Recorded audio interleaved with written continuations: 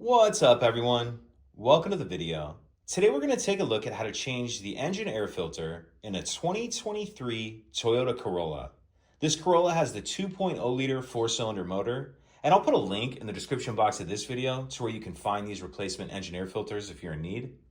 So taking a look at our engine compartment, if we look on the driver's side, we see this item right here. This is the air box. This is what houses the engine air filter. There's two clips that we need to undo, one here and one right here. And as you can see, these clips just push off.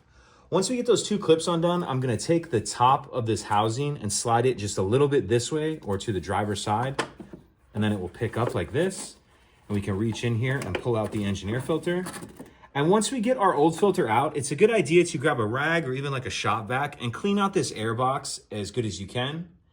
And then we'll grab our replacement filter. I'm just gonna demonstrate with the old one. And again, I'll put a link in the description box of where you can find these replacement filters.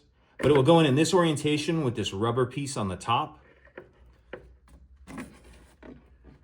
So we'll get that sitting in there. And then there's these tabs on the back here and here that are gonna slide into these notches. So after we get those tabs and those notches, we'll just redo these clips. And that's it. If you could take a second to like and subscribe, it helps us out, and I'd appreciate it. Thank you.